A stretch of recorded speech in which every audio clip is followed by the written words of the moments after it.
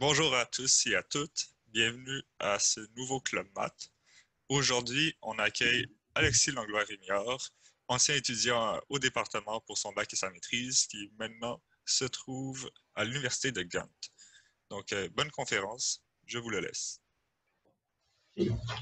Merci Laurent, merci pour l'invitation. Euh, je vais commencer tout de suite. Puis je commence en fait avec une petite chose pour laisser au dernier retardataire le temps de venir. Une petite introduction pour vous qui êtes ponctuels. Donc, l'idée de cette conférence, en fait, elle m'est venue en 2016. Ça fait quand même très longtemps que je pense à cette conférence, mais ça ne fait pas très longtemps que j'ai les outils pour la faire. Donc, en 2016, j'étais au congrès, à la réunion d'hiver de la Société mathématique du Canada, et j'assiste à ce moment une des meilleures conférences de ma vie. C'est Dror Bar-Nathan, un mathématicien de l'Université de Toronto, qui la donne. Puis, à la fin de cette conférence-là, je n'avais jamais autant compris. Conférence grand public, ça parle d'un phénomène hyperbolique, tout va bien. Mais, problème. Dans ma tête, j'avais déjà prévu le coup. C'était la seule conférence que j'allais pouvoir expliquer à ma mère. Donc, quand je reviens de Toronto, ma mère me demande qu'est-ce que tu as compris, est-ce qu'il y a des choses intéressantes? Incapable d'expliquer la conférence. J'étais à ma table, j'essaie d'expliquer, j'ai fait des dessins, ça ne marche pas. Et la raison pourquoi ça ne marchait pas, c'est comme si j'expliquais un jeu de société à ma mère en me basant sur un autre jeu de société auquel j'avais déjà joué. Ça peut être clair si d'autres personnes ont joué à un jeu de société, au même jeu de société que moi. Mais ce n'était pas clair pour ma mère parce qu'elle n'avait pas les mêmes, les mêmes bases, les mêmes prérequis. Toutefois, j'étais triste. Mais je m'étais dit, un jour, je vais réussir. Je vais expliquer la géométrie hyperbolique à ma mère. Et en fait, cette conférence-ci, je vous la donne parce que j'ai réussi. Et je vais même vous le prouver que j'ai réussi de maintes façons. Mais, et la chose que j'ai remarqué sur pourquoi j'avais réussi, c'est que j'ai fait vivre à ma mère la géométrie hyperbolique. Et quand je lui ai fait vivre ça, je lui ai fait vivre en la faisant interagir. Donc, je viens de mettre dans la boîte de clavardage, le chat, un lien. C'est un lien très sécuritaire, HTTPS, sur un jeu en ligne. Vous pouvez cliquer pour aller jouer au jeu et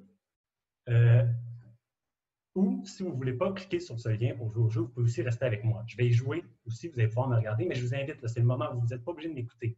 Pendant les 5-10 prochaines minutes, vous pouvez jouer pour découvrir vous-même la géométrie hyperbolique ou peut-être la géométrie que le jeu utilise. Le jeu s'appelle Hyper Rogue ou Hyper Roublard, si vous aimez traduire. Vous pouvez aussi jouer en ligne. Vous pouvez jouer sur votre téléphone. Donc, je ne fais pas de la publicité, c'est gratuit, mais ça le fait. Le jeu a été créé par un Polonais, Eric Kopczynski. Puis, c'est un jeu qui est basé pour expliquer les mathématiques. Ce n'est pas un jeu qui est si divertissant peut-être, mais quand même divertissant, mais il est basé pour expliquer des concepts mathématiques. Quand vous allez cliquer sur le lien, vous allez tomber sur cette page-ci. Je me souviens. Et cliquez sur jouer de la partie. Je ne vous explique pas trop ce qu'il faut faire. C'est un jeu. Vous devez collectionner des trésors. Vous devez promener. Il y a des monstres. Mais ce que je vous demande de faire pendant que vous jouez, c'est essayer de trouver qu'est-ce qui est différent. Pourquoi je vous fais jouer à ce jeu-là? Pourquoi je vous fais jouer à ce jeu-là et pas à un autre? J'aimerais ça savoir, est-ce qu'il est plus facile ou plus difficile de s'échapper des monstres? Donc, comme je disais dans le jeu, il y a des monstres. Est-ce que c'est plus facile de s'en échapper ou c'est plus difficile? Puis, est-ce que vous pouvez trouver dans vos explorations des objets familiers? Est-ce que je pourrais avoir, pour les gens qui ont des caméras, un petit pouce en l'air si j'avais réussi à ouvrir le jeu? Excellent. Puis, oh oui, la chose, ce jeu peut se jouer avec les touches du clavier, mais c'est extrêmement très, très peu intuitif. Vous pouvez cliquer avec la souris. Donc, clic gauche, on clique, vous bougez, clic droit, vous avez de l'information. C'est bon? Je vais passer maintenant moi-même aussi à la page web pour les personnes qui n'ont peut-être pas d'ordinateur ou pas de... Donc, hop. Donc, juste sur la page web, est-ce que vous voyez la page web, un petit pouce en l'air pour les gens qui peuvent? Oui, excellent. Donc, comme je dis, je me promène. Mon but, c'est de collectionner les trésors. Les trésors sont faciles. Ils sont des petites choses oranges. Je veux prendre vite. Là. Je vous invite à jouer, mais... Et je promène vite parce que je veux faire apparaître beaucoup de monstres. OK, premier monstre. Et là, je peux commencer un peu à comprendre comment le jeu fonctionne. Je n'ai pas d'explication parce que je veux que vous découvriez. Mais si j'essaie de me promener, le jeu ne me laisse pas. Le jeu ne me laisse pas me promener proche des monstres. Un peu fâcheux. Cependant, lorsque j'ai un monstre à côté de moi, un seul, je peux cliquer dessus pour le faire disparaître. Ça me coûte un tour. OK. Un autre monstre. Si j'ai deux monstres, cependant, OK, j'essaie de m'en faire. OK, deux petits monstres, je ne peux pas en éliminer un. Donc, je dois m'enfuir. Je dois trouver une façon de séparer les monstres, d'en attaquer seulement un à la fois. Si vous voulez penser à quelque chose, c'est un peu comme les échecs. Donc, les monstres vous mettent en échec. Vous pouvez capturer une pièce, mais vous ne pouvez pas capturer une pièce, c'est après ça que vous allez vous faire capturer. Donc, je peux me promener. Oh, j'ai réussi à éliminer le monstre. Il n'y a pas seulement ce monde ici, il y a plusieurs autres mondes. Je peux aller, par exemple, dans ce monde ici. Petit monde rouge. Et ce monde rouge est en fait extrêmement intéressant. Je suis très content de pouvoir le voir parce que c'est ce monde-là qui me titille. C'est dans ce monde-là que j'ai pu un peu, avec ma mère, explorer des choses. Et pourquoi? On va le voir un petit peu plus tard, mais il y a des trucs un peu étranges. D'un, si je commence à juste suivre ce truc orange, le monde courbe. C'est pas un peu étrange. Qu'est-ce qui se passe? On va le voir plus tard. Qu'est-ce qui se passe quand je... il y a peut-être une chose que vous, dans le jeu, vous pouvez difficilement retrouver votre point de départ, je pense. C'est mon... Non, je vois Pierre-Alexandre qui dit non. Effectivement, c'est très difficile, à moins que vous de suivre une ligne droite. Ça fait à peu près 5-10 minutes que je vous ai laissé vous amuser dans ce monde. Est-ce que vous avez pu à peu près répondre à 1 à 3 questions? À une question que je vous ai posée. C'est-à-dire, qu'est-ce qu'il y a de différent dans ce monde? Est-ce que c'est plus facile ou plus difficile de s'échapper d'ennemis? Puis, est-ce que vous avez pu trouver des objets familiers? Pouce levé, vous avez pu trouver qu'est-ce qu'il y a de différent dans ce monde? Ou je vois très peu de gens avec des pouces levés. Donc, je peux vous laisser encore un petit peu de temps. Puis moi, c'est parfait parce que j'ai trouvé le monde que je cherchais. OK.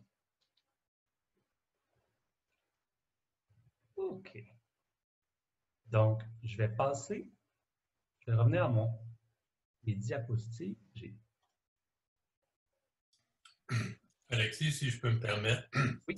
Le jeu que tu nous as montré, évidemment, tu te déplaces, puis l'image change, mais les tuiles qui étaient à un endroit donné vont toujours demeurer rouges ou bleues. C'est-à-dire, si tu revenais au même endroit de cet univers, la couleur de la tuile n'aurait pas changé. Elle n'aurait pas changé. Si on réussit à revenir, oui. Bon. Si on fait un cercle, on y va. Merci.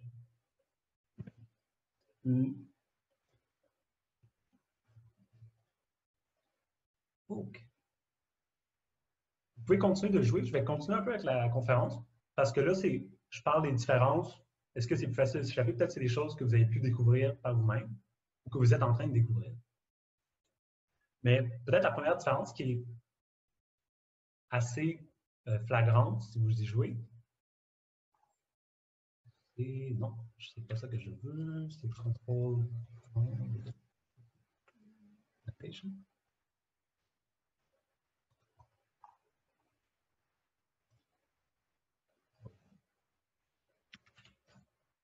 Il ne veut pas, on va partir comme ça. Première chose qui est peut-être évidente, c'est dans le jeu, comment il fait? Il pave. Il pave un espace. Il le pave à l'aide d'hexagones, mais aussi d'heptagones. Donc, c'est la seule chose qu'il fait. C'est la seule chose qu'il fait de différent à peu près. Et cette petite chose a beaucoup de conséquences. Et c'est assez intuitif de savoir pourquoi. Parce que si je regarde un ballon de soccer, bien, je me parle avec des hexagones, mais je mets des pentagones un peu partout. Et donc, mon ballon devient courbé. Ça fait un ballon. Si je fais des heptagones au lieu des pentagones, intuitivement, je vais, au lieu de me revenir, je vais commencer à m'ouvrir. C'est un peu plus funky parce qu'on s'ouvre, mais maintenant, on ne va jamais revenir vraiment. Et le jeu, une autre différence d'autres jeux que vous avez fait, il n'est pas périodique. Donc, si vous allez dans une direction, le jeu génère le monde. Donc, vous allez juste continuer à aller dans une direction. Vous pouvez revenir.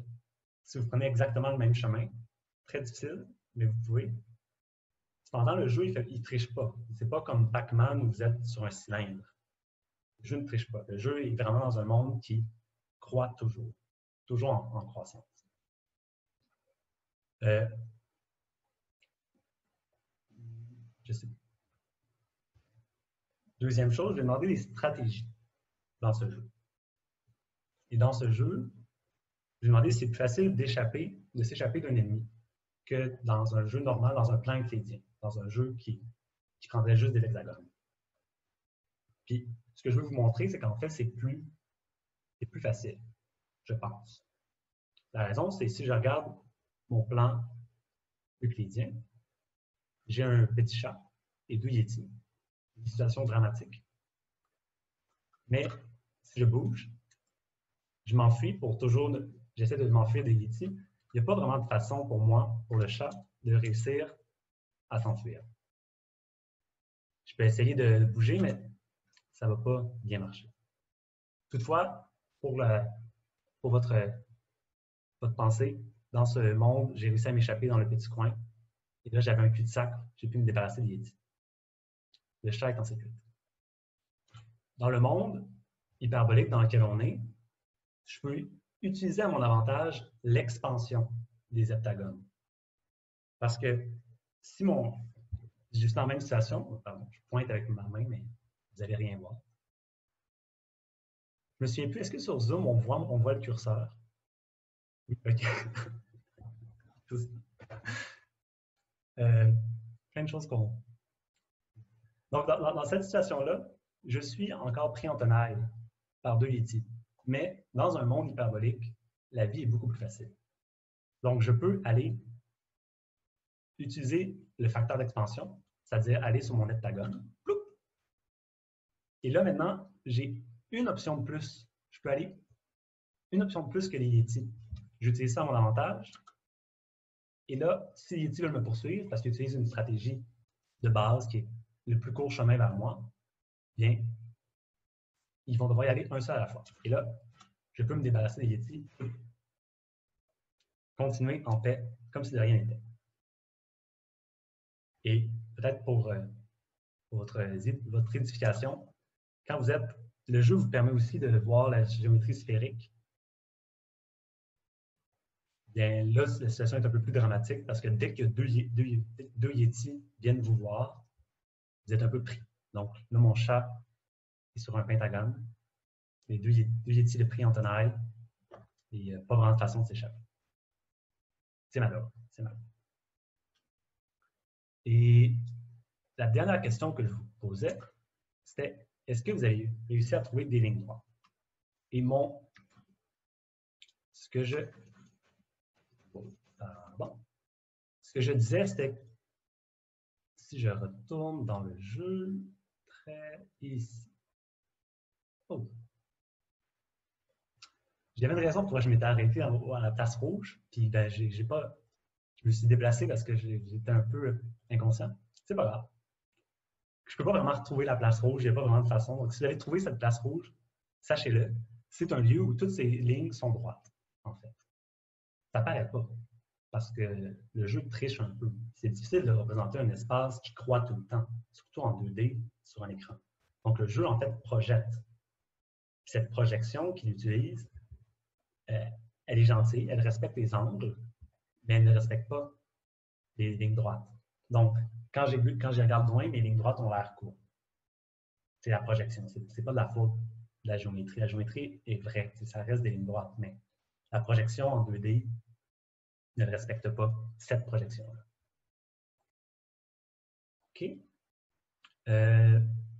Objet familier, ligne droite, on est en géométrie. L'autre objet familier, le plus familier qu'on a, c'est un cercle. Ben, c'est assez intuitif. Le cercle, qu'est-ce qui est à distance 1? Donc, qu'est-ce que je peux atteindre en faisant un pas? Et ce sont les cases autour de moi.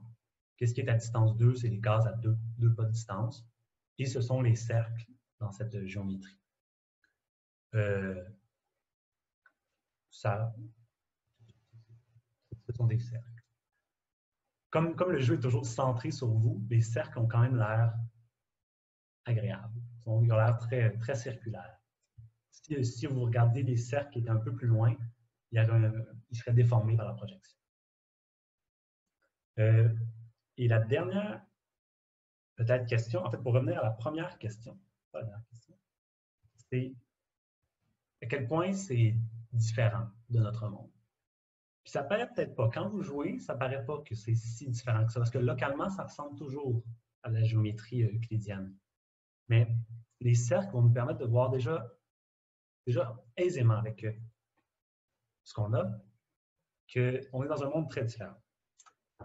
Puis comment on va faire ça? C'est que je vais vous demander, en fait, je vais nous demander, parce que je vais le faire aussi, je vais m'inclure. Je vais nous demander de trouver c'est quoi le périmètre d'un cercle dans ce monde-là. Dans un monde euclidien, le périmètre, 2πr. Donc, c'est linéaire. Si j'augmente de ça, mon périmètre va augmenter linéairement. Dans ce monde-là, donc, le jeu me le permet, ce qui est très gentil. Les options sont disponibles, vous pouvez le trouver, de connaître combien il y a d'hexagones, combien il y a de tuiles, à des pas de distance. Donc, il me les donne tout ici, ça donne une belle suite. Je voulais regarder, c'était quoi le nom de la suite sur. Je ne m'en souviens pas. Et on voit que ça croît quand même beaucoup. Mais les premières valeurs ne sont pas très grandes. C'est 1, 7, 14, 28, 49. Ça ressemble un peu linéaire. On dirait un début de courbe de COVID. On n'a pas beaucoup de différence entre une exponentielle et une linéaire. Mais il nous donne aussi, le jeu est très gentil, il nous donne une formule de récurrence. Armé de mes souvenirs, de mon cours, de ma discrète, je peux résoudre cette formule de récurrence. Donc, je vais le faire avec vous. Puis, pour les gens en première année, ça va peut-être vous. Le futur est déjà présent chez vous. Et pour les gens de plus longtemps, mais ça vous fait retomber dans les joies des polynômes caractéristiques des. Je m'en sais plus du terme. C'est pas grave. Donc, j'ai cette formule de récurrence. Ça n'en est pas grand-chose. Formule de récurrence à 4. Il y a 5 termes dedans. 5 termes. 4 termes de degré 4. Avec 4 conditions initiales. Comment on fait pour résoudre ça? Il y a plein de façons. On peut s'amuser. Une des façons qui, des fois, fonctionne bien quand la formule est petite, c'est de supposer que cette formule de récurrence est exponentielle. Donc, c'est-à-dire qu'elle croît comme un certain R à la puissance D. Donc, je remplace AD par R à la puissance D. C'est une supposition, une hypothèse faite avec une idée derrière la tête, mais si elle fonctionne, ça va fonctionner. Si je réussis à résoudre, ça va fonctionner. Vous êtes d'accord avec moi? Ce que j'obtiens, c'est, je remplace donc AD plus 4 par R à la D plus 4, AD plus 3 par R à la D plus 3. Je factorise RD, j'obtiens ce polynôme. Je regarde les polynômes, le polynôme caractéristique, c'est ce que j'appelle, c'est le petit polynôme R4 moins R3 moins R2 moins R1 plus 1. Par chance, c'est un polynôme de degré 4, pas beaucoup de chance là-dedans, mais il y a 4 racines, toutes plus belles les unes que les autres. Et une des premières racines, la plus grosse, celle réelle. Il y a 2 racines réelles, 2 racines imaginaires, 2 racines complexes. Et comme je sais que ce polynombre respecte ça, j'ai mes racines. Et je vais exprimer donc en général mon terme AD comme une somme à certains coefficients de racines de mon polynombre. Puis, je résous avec les conditions initiales. Ça me donne quelque chose de gros. Mais ça me satisfait. Je sais que ça fonctionne. Puis, c'est peut-être pas la meilleure façon de vous le montrer, donc on va peut-être le montrer plus proprement. En gros, la circonférence d'un cercle, donc le nombre de tuiles dans un cercle, croît de façon exponentielle. C'est environ 1,7 avec 1,72 au élevé à la puissance.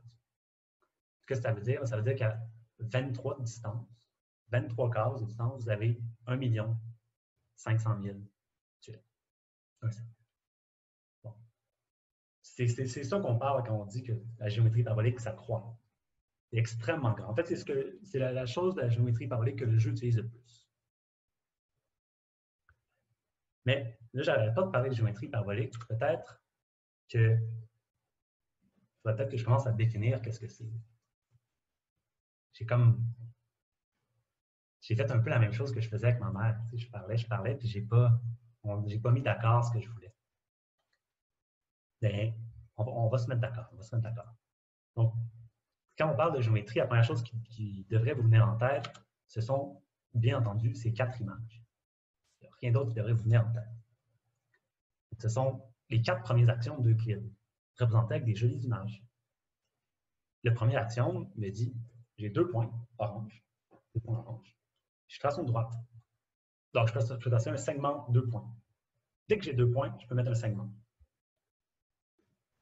Et un segment, c'est le plus court entre les deux. Okay. Deuxième axiome me dit, dès que j'ai un segment, je peux l'étendre à l'infini. Super long. Ça en est encore dedans. Troisième me dit, dès que j'ai un segment, je peux choisir un de ces points, puis faire un cercle autour de rayon du segment. Le quatrième, c'est celui que mon dessin est le moins satisfaisant. Ça me dit que tous les angles droits sont égaux. Et si vous connaissez bien votre géométrie parabolique, votre géométrie euclidienne, pardon, vous savez qu'il y a un 5e axiome qui arrive après une vingtaine, presque une trentaine de propositions. Euclide inscrit subtilement dans son cheminement un 5e axiome. Le 5e a 2 versions.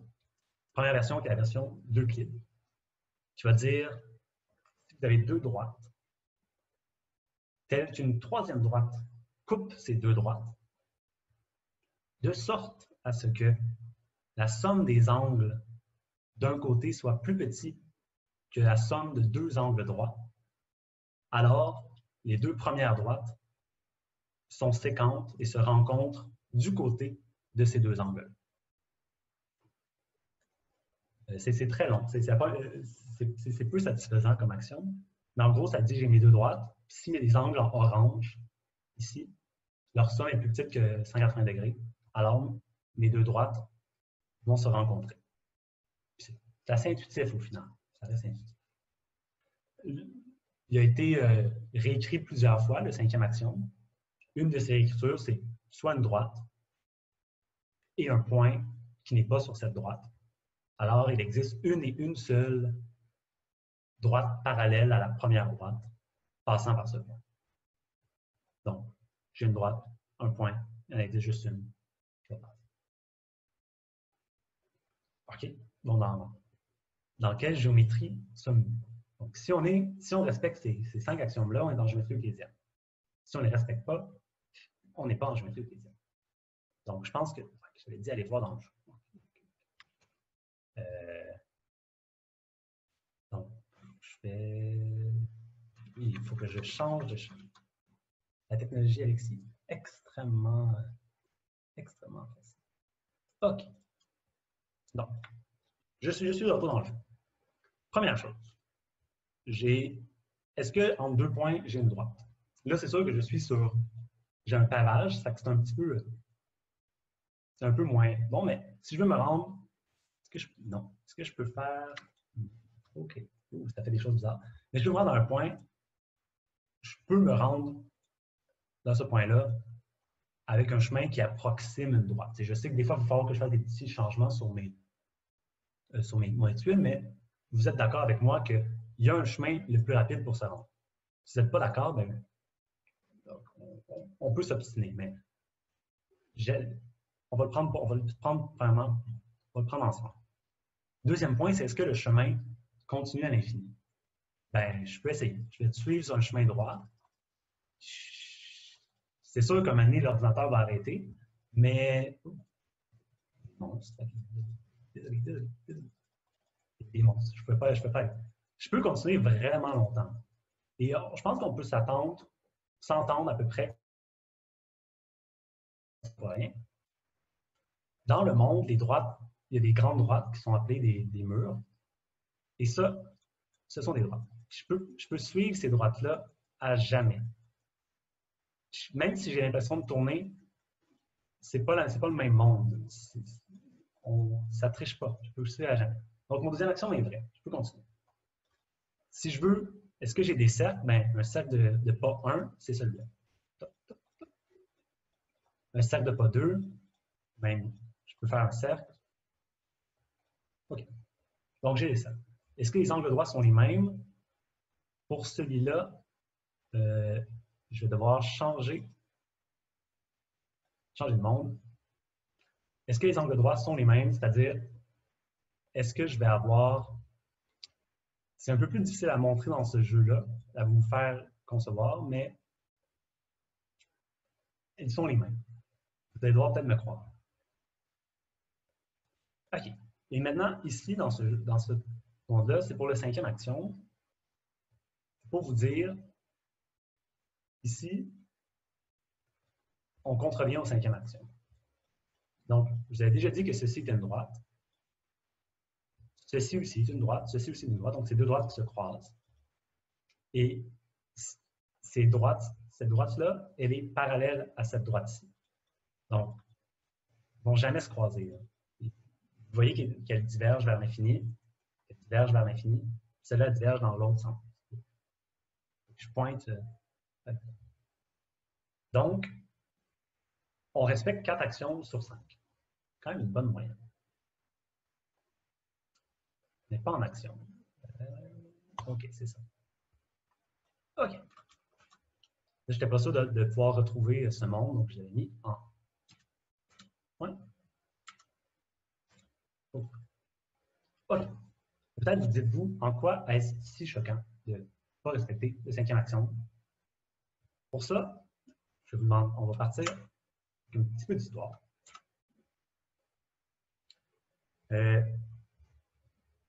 À la base, la géométrie euclidienne, bon, était dérivée par les Grecs.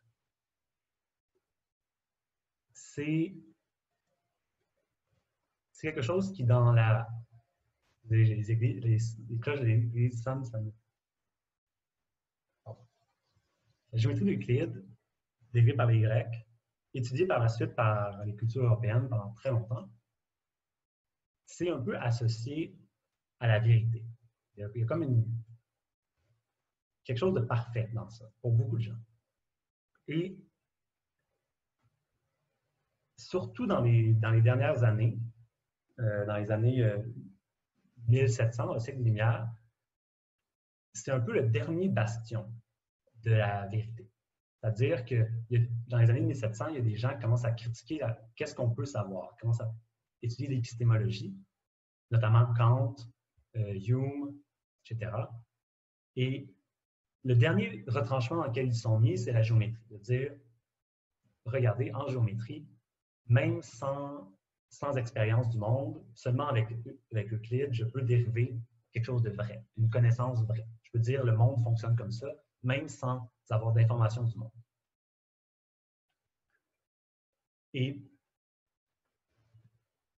ça fait peut-être 2000 années, 2000 ans, que les gens essaient de... OK, pardon, j'ai oublié une petite chose. Les gens voient que la géométrie euclidienne est parfaite et belle et n'aiment pas beaucoup le fait que le cinquième axiome soit aussi compliqué, ne semble pas aussi parfait. Donc, ce qu'ils veulent essayer de prouver pendant 2000 ans, à peu près, c'est est-ce que le cinquième axiome est nécessaire et est-ce que je peux le déduire des autres? Et sinon, est-ce que sans lui, j'arrive à une contradiction? Et c'est un sujet vraiment, tout le Moyen-Âge, ça reste quelque chose de pensé. Beaucoup de savants arabes vont se pencher sur le sujet, faire des traités extrêmement savants sur les parallèles. Même Dante, dans la Divine Comédie, dans le paradis, il parle avec un ange de sagesse. Puis, l'ange lui répond que le roi Salomon a demandé la sagesse, ce n'était pas pour résoudre le problème de savoir si nécessaire et contingent peut être nécessaire, ou savoir si, la citation latine qui est ici, savoir si il y a eu un mouvement primordial dans le monde, ou même de savoir si, dans un demi-cercle, on peut créer un angle qui n'est pas d'angle droit, un triangle qui n'est pas d'angle droit. Et ces dernières strophes sont reliées à cette époque, à des recherches sur est-ce qu'on peut ne pas prouver le cinquième axiome ou montrer qu'il est nécessaire. Donc, et pourquoi je montre cet extrait de Dante, c'est que ça montre qu'il met au même niveau que des problèmes très communs en logique et des problèmes physiques qui sont primordiaux au Moyen-Âge, le problème des parallèles. Mais en 1800 et par après, arrivent des petits problèmes. C'est que les gens commencent à peut-être accepter des vérités, accepter de changer leur façon de penser. Et le problème des parallèles se fait attaquer par des grandes personnes. Premièrement, Gauss, qui travaille sur la géométrie, qui travaille sur beaucoup de champs mathématiques, qui fait de l'arpentage. Gauss qui ne publie pas beaucoup.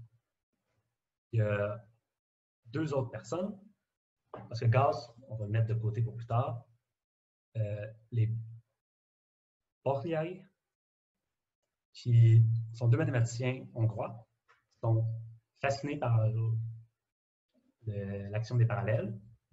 Et en fait, ils se rendent à l'évidence en tentant de le prouver. Le fils, en suivant les travaux du père, construit une géométrie qui n'a pas de besoin du dernier axiome des parallèles. Donc, il construit une géométrie hyperbolique. Le seul problème, c'est qu'il publie une seule chose, qui est cette géométrie hyperbolique en annexe d'un livre de son père, et après tombe dans la paranoïa parce que Gauss, en répondant à son père, prétend avoir, il y a déjà 30 ans de cela, songé au sujet. Et pour la petite histoire, il y en a tous ces autres travaux seront écrits en code. Donc, la paranoïa ici, très présente. On a perdu quelqu'un ici. Et le petit dernier, qui en fait le premier, Lobachevsky, un élève prodige qui rencontre un professeur qui était ami de Gauss, qui lui transmet beaucoup de choses. Il s'intéresse aussi à l'action des parallèles. Il trouve lui aussi une géométrie non euclidienne. Malheureusement, sa publication n'est pas dans un grand outil, donc ça ne fait pas beaucoup d'authenticité. Mais Gauss reconnaît très bien le génie de Lobachevsky. Et c'était un extrait de l'annexe de Bolyai. Je n'ai pas pu savoir si c'était relié à la géométrie hyperbolique ou si c'était seulement la géométrie, mais c'était fâcheux. OK. Mais quand ces trois-là publient, ça n'a pas vraiment résolu le problème parce que les gens étaient encore très, très, très soupçonneux. Parce que quelqu'un qui dit ça fonctionne comme ça, j'ai pu découvrir une géométrie, si on ne peut pas l'expérimenter, c'est difficile de le croire. Il a fallu attendre peut-être le travail de Riemann, Beltrami et Klein pour vraiment que les gens acceptent un peu cette logique. Donc, ce que Riemann fait, il fait l'issophase de Riemann, il formalise un peu plus cette notion en la rendant analytique. Beltrami donne en fait un modèle de géométrie parabolique très, très concret, la pseudosphère. Puis, il montre que la géométrie euclidienne est inclue dans la géométrie hyperbolique de dimension supérieure. Donc, il montre en fait que les deux géométries sont dans un sens logiquement symétriques, c'est-à-dire qu'elles existent entre elles, les deux sont des géométries différentes, qui ne sont pas équivalentes, mais la véracité de l'une est aussi la véracité de l'autre. Puis, peut-être la personne qui a le plus contribué à faire accepter ceci, c'est débattable, X-Klein avec le programme d'Erlangen, qui va, lui, peut-être passer la géométrie par les symétries et les groupes. Donc, un nouveau algébrique. Quand je vous disais les modèles, ces gens-là ont permis, en fait, de rendre ce problème de géométrie parabolique très accessible en donnant des modèles explicites aussi. Donc, ils ont fait d'autres choses, mais c'était ce qui ne passait pas en géométrie parabolique, c'était le modèle, souvent. Le modèle que le jeu utilise, dans lequel on a vécu, c'est un modèle qui s'appelle le point carré, qui est un modèle conforme, qui préserve les angles, mais qui ne préserve pas les droites. Vous pouvez aussi le faire dans le demi-plan, le point carré, si vous voulez avoir mal à la tête, mais qui est le modèle qu'habituellement vous allez voir si quelqu'un vous parle de géométrie parabolique, c'est avec les nombres complexes. Si vous acceptez les nombres complexes, ça devient plus facile tout de suite. Il y a un modèle qui est très intéressant de Beltrami, en fait, qui préserve les droites. Il va changer tous les angles, mais les droites vont être préservées. Donc, ça, c'est déjà un peu plus intéressant pour voir les lignes droites. Il y a un autre modèle qui trouvait que Gans, en 1966, trouvait que la géométrie parabolique devrait avoir des hyperboles. Donc, il a fait des modèles. Il a fait un modèle pour ce faire. Ça donne très mal à la tête. Et en fait, comment le jeu fonctionne, comment le jeu fait ces modèles-là, il les met sur un hyperboloïde. Ce n'est pas très clair ici, mais ça s'appelle Minkowski. Donc, une paire de points en 3D, x, y, z. Puis, il projette dans un sens sa projection et définit vers où est-ce que tu regardes le modèle. Donc, quand tu regardes à p égale 0, tu as le modèle de Beltrami. Donc, tu regardes ton hyperboloïde. Si tu le regardes à p-1, un peu plus bas, tu as le modèle de point carré. Puis Gans, c'est si tu le regardes de très loin. Là, tu vois vraiment une hyperboloïde. OK? Et je vais passer rapidement sur les impacts. Ça a été pendant peut-être les 50 prochaines années un point véritable de l'élite intellectuelle, un point de discussion. Donc, par exemple, Dostoïevski, dans un grand dialogue où Ivan Karamazov parle à son frère, Alyosha, et lui dit « Voici pourquoi j'ai arrêté d'essayer de penser à la religion. » Son argument principal, c'est l'existence de géométrie non euclidienne. En fait, ce qui le choque plus, c'est le plan projectif. Donc, le fait qu'il peut y avoir des droites qu'on peut imaginer se rencontrer à l'infini, que les droites parallèles se rencontrent à l'infini. Ce n'est pas exactement la géométrie parabolique, mais cette idée que la géométrie euclidienne n'est pas la vérité choque. C'est aussi utilisé par Lovecraft.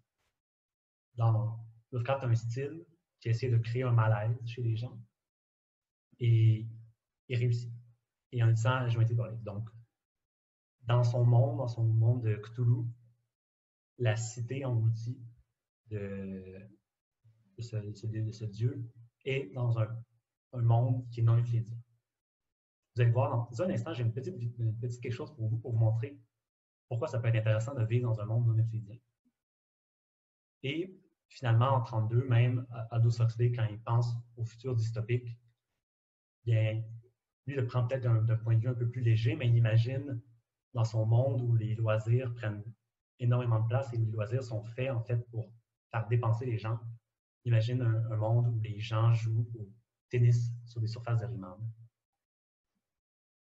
Okay. Mais une des choses que... Un des arguments que j'avais en faisant cette conférence-là, c'est que la représentation des objets mathématiques permet de mieux les accepter, surtout par des gens qui ne font pas de mathématiques. Et un des arguments, je m'étais dit, si en fait Dostoïevski et Lovecraft avaient eu accès à la technologie qu'on a maintenant, il n'aurait pas été aussi impressionnant. Donc j'ai demandé à mon ami Tom, je vous montre une vidéo, qui a fait un modèle en VR de géométrie parabolique, de m'envoyer une vidéo. Donc, c'est sa compagne, Émilie, qui marche. Vous voyez la vidéo? Okay. Donc, ce qui se passe, c'est qu'il a créé un modèle VR, en réalité virtuelle, de géométrie parabolique. C'est un modèle créé à la main, donc c'est pas qu'il y a des petits défauts. Et ce qui se passe, c'est qu'elle va marcher le long d'un pentagone. Mais vous pouvez la regarder, elle marche le long d'un pentagone, et vous regardez, ton pentagone a des angles droits. C'est effectivement des vrais angles droits, là, comme quand on la projette dans son monde hyperbolique, elle, quand on projette Émilie dans notre monde, bien, quand elle tourne dans son hexagone, elle tourne dans un hexagone. Mais elle, ce qu'elle voit, c'est un monde, non, elle vit dans un monde hyperbolique présentement. Et quand elle va finir le pentagone,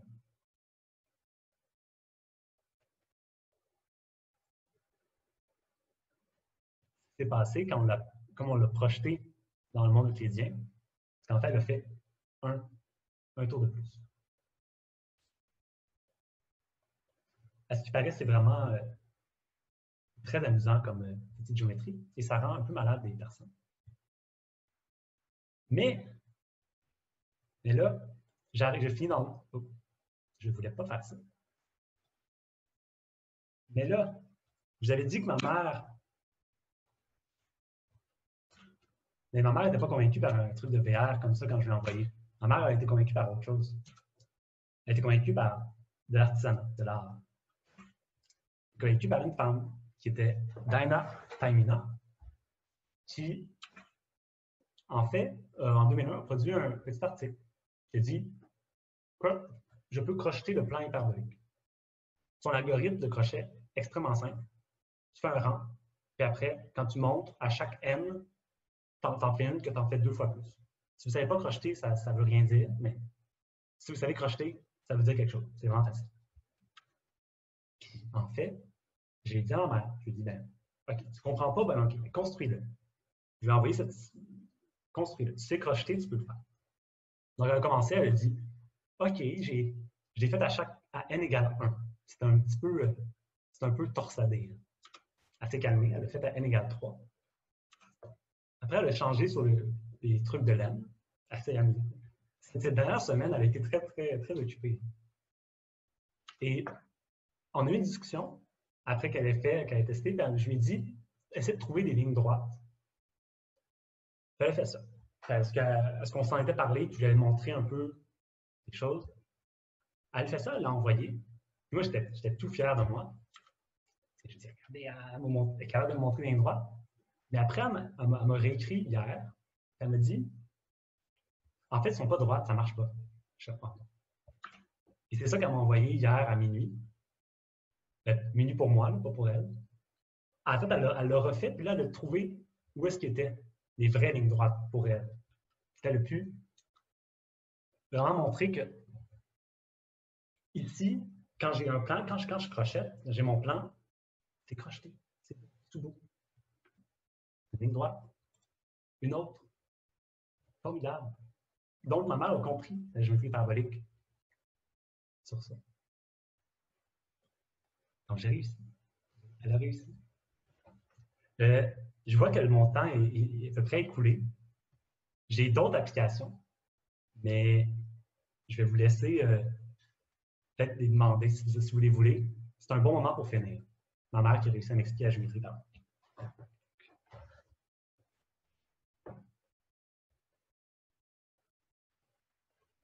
Je ne sais pas comment, si vous avez des questions, comment.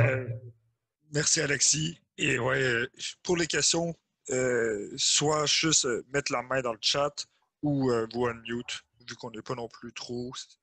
Soyez respectueux, ça va bien se passer.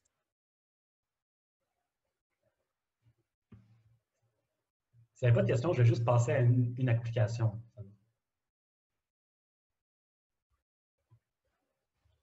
C'est une petite application spéciale pour Yvan. Alors, on peut faire de la percolation dans le monde. La percolation, c'est quoi? Je veux passer de droite à gauche avec une certaine probabilité P, je colorie mes choses. C'est pour certains P, ça me dit ça quand j'ai un très petit P, mais je ne peux pas vraiment passer. Quand j'ai un autre petit P, je peux passer, tout simplement. Puis il y a un point critique. En percolation normale, dans un plan euclidien, il y a un point critique. Il y a un monde dans ce jeu-là qui est sur ce système. Puis en fait, un résultat très récent, c'est c'est pas très récent, c'est conjecturé depuis très longtemps, mais prouvé. Dans le monde hyperbolique, c'est pas un point critique, c'est une phase.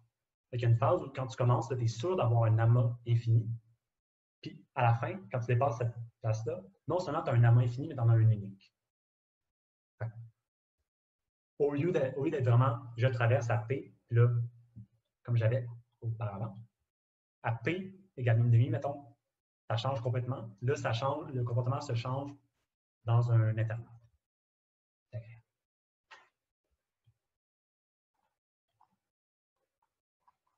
Question. Je peux peut-être poser une question. Est-ce qu'on a vu un jeu de déminage? Oh oui. Parce que je m'étais dit que ça serait gentil comme de mettre en lumière la recherche du créateur du jeu. Donc, il y a un jeu de démineur. En théorie des graphes, il y a un jeu qui s'appelle le jeu de démineur. C'est pas le même jeu, c'est le jeu contraire de ce que vous jouez. Donc, c'est placer des grilles, placer une grille de nombres, puis vous devez savoir, est-ce que je peux placer n min dans ce monde pour respecter ma grille? La réponse à cette question dans le monde euclidien, c'est que c'est NP complet. Ça veut dire que c'est vraiment difficile. Les algorithmes ne sont pas efficaces. C'est facile de placer des mines puis placer des chiffres. Ça, c'est très facile. Mais si je place les chiffres, savoir est-ce que je peux placer des mines pour respecter, l'ordinateur, ça ne marche pas très bien. Bien, il y a 4 mois peut-être, Kopczynski, en pré-publication, donc je ne sais pas si c'est tout à fait vrai, il exhibe un algorithme polynomial. Et en fait, vous pouvez même jouer à des mineurs dans ce jeu, si vous désirez. Des mineurs hyperboliques. Donc, par exemple, là, j'ai 2 mines à côté de moi. Les bleus veulent dire que j'ai une mine. Donc, mes 2 mines sont là. Je trouvais que c'était quand même un petit point, une petite application intéressante. Donc, le travail de Kopczynski, c'est dans un plan hyperbolique. Oui, dans l'algorithme, dans un plan, oui. Dans un plan hyperbolique. Mais aussi, peut-être un bémol, sa définition de plan de graphe hyperbolique n'est pas exactement la même, je pense, que tout le monde. Il faut bien lire l'article. Parce qu'il dit exactement ce qu'il veut dire, mais je ne sais pas si c'est ça. Puis il donne l'algorithme ou c'est juste qu'il existe?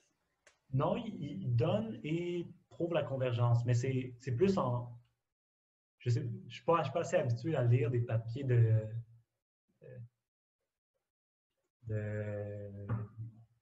en informatique ou optimisation au réseau pour comprendre à quel point il est formel.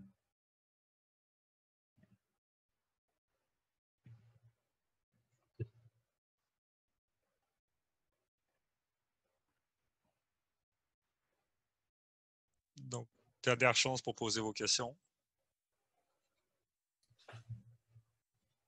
Eh bien, vu que j'en vois pas, on te remercie, Alexis, d'être venu faire cette belle présentation. Merci. Et pour la semaine prochaine, ça va être Dimitris Koulopoulos qui va venir présenter. On n'a pas encore le titre de son exposé, mais ça va parler de théorie des nombres et de sans doute ses travaux récents. Donc, voilà. Si vous voulez rester dans le Zoom, j'imagine que ça va faire plaisir à Alexis de discuter avec vous un peu plus. Autrement, merci beaucoup et à la semaine prochaine, on l'espère. On l'espère.